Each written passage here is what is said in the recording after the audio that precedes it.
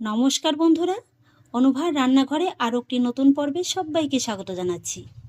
সামনেই 25শে ডিসেম্বর, আর 25শে ডিসেম্বর আসলেই কিন্তু আমরা দোকান থেকে নানান রকমের কেক কিনে খেয়ে থাকি। তাতে প্লাম কেক হোক কিংবা নর্মাল ফ্রুট কেক হোক কিংবা চকলেট কেক হোক। কিন্তু বন্ধুরা, আজকে আমি গাজর এবং সেই সঙ্গে ঘরে থাকা কয়েকটি সাধারণ উপকরণ দিয়ে তৈরি করে দেখাবো নরম তুলতুলে সুপার স্পঞ্জি কেক রেসিপি। কথা দিচ্ছি বন্ধুরা, এই কেকটা যদি আপনারা একবার বাড়িতে বানিয়ে খেয়ে থাকেন, দোকান থেকে কিন্তু আর চড়া দামে কেক কিনে খেতেই যাবেন না। আর সেই জন্য দেখুন বন্ধুরা, প্রথমেই আমি এখানে নিয়েছি মেজারমেন্ট একটা কাপ মেপে 1 কাপ চিনি। এবার প্রথমেই আমি চিনিটাকে একটু গুঁড়ো করে নেব। চিনিটাকে আমি খুব ভালোভাবে গুঁড়ো করে নিয়েছি। আর এবার দেখুন বন্ধুরা, এখানে আমি নিয়েছি একটু ছোট সাইজের 4খানা গাজর। আর গাজরগুলোকে কিন্তু আমি খোসাটাকে ছাড়িয়ে গোটা অবস্থাতে খুব ভালোভাবে ধুয়ে নিয়েছিলাম। আর এবার দেখুন আমি নিয়েছি ছোট দেখে একটা গ্রেটার। এভাবে গ্রেটারের সাহায্যে গাজরটাকে আমি খুব ভালোভাবে গ্রেট করে নেব। গাজরটাকে আমি খুব সুন্দরভাবে গ্রেট করে নিয়েছি। আর গ্রেট করে একটা মেজারমেন্ট কাপ পেপে নিয়েছি। এখানে দেখুন 1 কাপের মতো কিন্তু আমি একটু চেপে চেপে নিয়েছি। এবার আমি গ্রেট করা গাজরটাকে একটা সাইডে সরিয়ে রেখে দেবো। আর এবার আমি যে মোলটায় কেকটা বেক করে নেব, সেই মোলটাকে একটু রেডি করে নেব। আর এখানে দেখুন আমি নিয়েছি 6 ইঞ্চির একটা মোল্ড। আপনাদের হাতের কাছে যদি এই ধরনের মোল্ড না থাকে, আপনারা কিন্তু যে কোনো পাত্রে কেকটাকে বেক করে নিতে পারেন। এবার প্রথমেই কিন্তু আমি মোলটাকে একটু তেল ব্রাশ করে রেডি করে নেব। এইভাবে কিন্তু আগে ভাগেই মোলটাকে রেডি করে রাখবেন। আর তেলটাকে এইভাবে ভালো করে ব্রাশ করে নেওয়ার পরে এর উপরে বসিয়ে দিতে হবে একটা বাটার পেপার। বাটার পেপারটা কিন্তু আমি এইভাবে আগেই সাইজ করে কেটে নিয়েছি। আপনাদের হাতের কাছে যদি বাটার পেপার না থাকে, সেক্ষেত্রে কিন্তু আপনারা সাদা কাগজটাও ইউজ করতে পারেন। বাটার পেপারের উপরেও সামান্য একটু তেলটাকে ব্রাশ করে দেব। এবার আমি কেকের ব্যাটারটা রেডি করে নেব। আর সেই জন্য একটা বোলের ভিতরে নিয়ে নেব 4টি ডিম।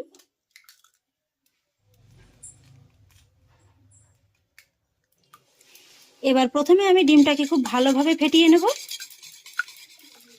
ডিমটাকে এইভাবে একটু ভালোভাবে ফেটিয়ে নেওয়ার পরে এর ভিতরে অ্যাড করব আগে থেকে গুঁড়ো করা চিনিটা।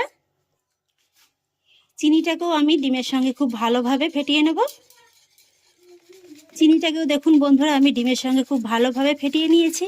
এইভাবে কিন্তু অবশ্যই একটু ভালোভাবে ফেটিয়ে নিতে হবে। আর চেষ্টা করবেন চিনিটাকে একটু গুঁড়ো করে নাও, তাহলে কিন্তু আপনাদের চিনিটা ডিমের সঙ্গে মেশাতে সময়টা খুবই কম লাগবে। আর এবার আমি এই ডিমের মিশ্রণের ভিতরে অ্যাড করব 1 টেবিল চামচের মতো ভ্যানিলা এসেন্স। এতে করে ডিমের কাঁচা গন্ধটা আর থাকবে না। আর সেই সঙ্গে অ্যাড করব 3/4 কাপ সাদা তেল। এবার তেলটাকেও কিন্তু আমি এর সঙ্গে খুব ভালোভাবে মিশিয়ে ফেটিয়ে নেব। সাদা তেলটাকেও কিন্তু এইভাবে খুব ভালোভাবে মিশিয়ে নিতে হবে। এটাকে যত ভালোভাবে মেশাবেন, কেকটা কিন্তু ততটাই স্পঞ্জি হবে।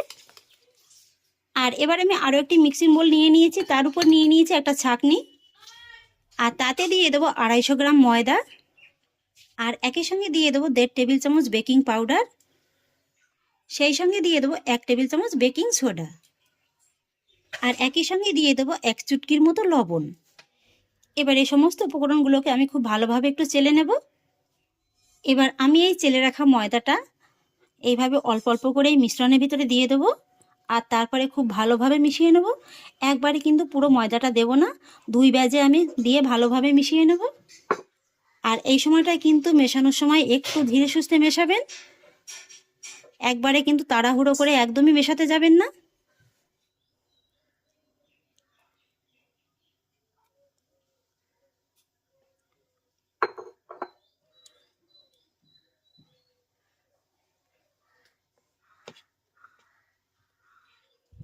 পুরো ময়দাটাকে দিয়ে কিন্তু আমি এইভাবে খুব ভালোভাবে মিশিয়ে নিয়েছি। আর এবার আমি এর ভিতরে অ্যাড করব 1 টেবিল চামচের মতো কমলা লেবুর রস। এবার রসটাকেও একবার ভালোভাবে মিশিয়ে নেব। লেবুর রসটাকেও আমি খুব ভালোভাবে মিশিয়ে নিয়েছি। আর হ্যাঁ, আর একটা কথা, এইভাবে যখন ব্যাটারটা আপনারা মেশাবেন, এই একই ডিরেকশনে কিন্তু ঘুরিয়ে নেবেন। উল্টো পাল্টা কিন্তু ঘোরাবেন না, তাহলে কিন্তু কেকটা ভালো ফুলবে না। আর এবার আমি আপনাদের কেকের ব্যাটারের ঘনত্বটা দেখিয়ে দিচ্ছি। এই যে দেখুন বন্ধুরা, উপর থেকে একটু ফেলে আপনাদের দেখিয়ে দিচ্ছি। এই যে দেখুন, নিচে পড়ার সঙ্গে সঙ্গেই কিন্তু একেবারে মিশে যাচ্ছে না, 2-1 সেকেন্ড বাদে কিন্তু মিশে যাচ্ছে। আর এবার আমি এর ভিতরে অ্যাড করব গ্রেট করে নেওয়া গাজরটা। আর সেই সঙ্গে অ্যাড করব কিছুটা পরিমাণে টুটি ফুটি। এটা যদি আপনাদের হাতের কাছে না থাকে, তাহলে স্কিপ করে যেতে পারেন। তার বদলে কিন্তু কাজু কিশমিশটাও দিতে পারেন। এবার ফাইনালি ব্যাটারটাকে খুব ভালোভাবে রেডি করে নেব।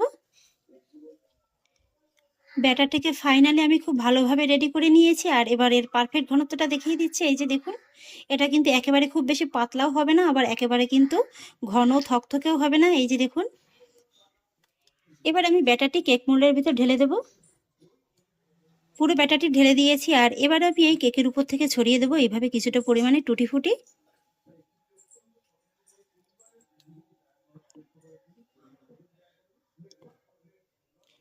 আর তারপরে একটা কাঠির সাহায্যে আমি এইভাবে ব্যাটারটিকে একটু ঘুরিয়ে নেব, এতে করে ভেতরের এয়ার বাবলসটা খুব ভালোভাবে বেরিয়ে যাবে।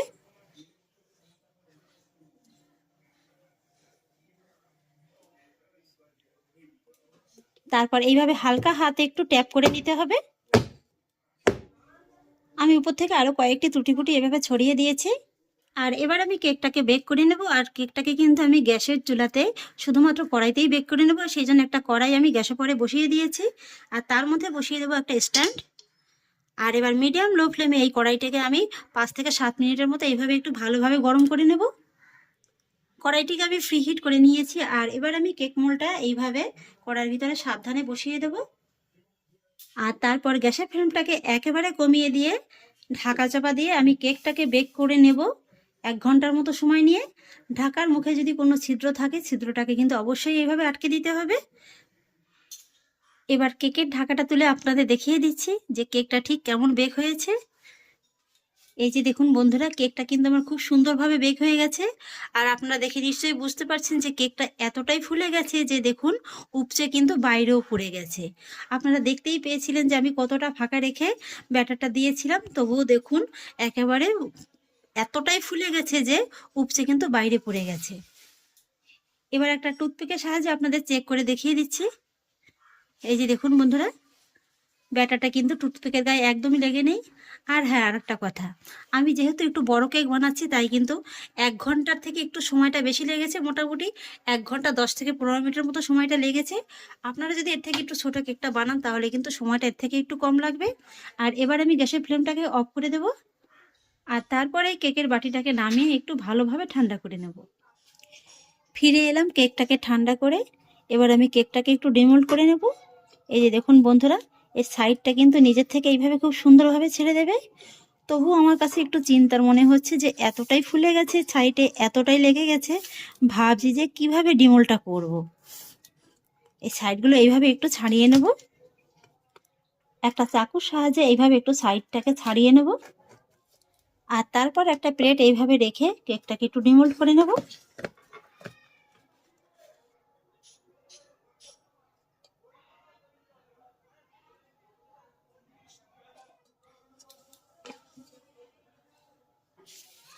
কাগজটাকে এইভাবে একটু তুলে নেব।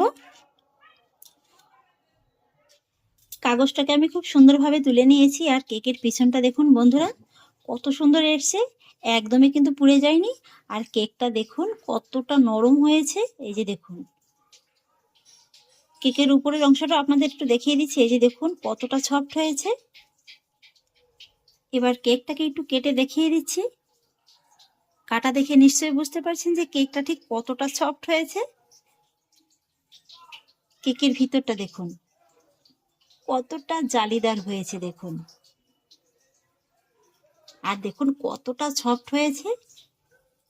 কেকটা একটু উপচে পড়ার কারণে দেখতে একটু খারাপ হয়েছে, তবে দেখতে যাই হোক না কেন কেকটা কিন্তু খেতে দুর্দান্ত লাগবে। দেখে নিশ্চয়ই বুঝতে পারছেন যে কেকটা ঠিক কতটা জালিদার আর স্পঞ্জি হয়েছে। কেকটাকে কেটে আমি এরকম একটা সার্ভিং প্লেটে সার্ভ করে নিয়েছি। দেখতে দেখুন বন্ধুরা কতটা লোভনীয় লাগছে। আর এই কেকগুলো বন্ধুরা এতটাই নরম তুলতুলে আর সফট হয় যে মুখে দেওয়া মাত্রই কিন্তু একেবারে মিলিয়ে যাবে। এই যে দেখুন, দেখে নিশ্চয়ই বুঝতে পারছেন যে কেকটা ঠিক কতটা জালিদার হয়েছে। এই যে দেখুন। তাহলে আশা করছি বন্ধুরা গাজর দিয়ে এই নতুন স্বাদের কেকের রেসিপি আপনাদেরও খুব ভালো লেগেছে। যদি ভালো লেগে থাকে তাহলে আমাকে অবশ্যই একটা লাইক এবং কমেন্ট করবেন, সেই সঙ্গে বন্ধুদের সঙ্গে শেয়ার করবেন।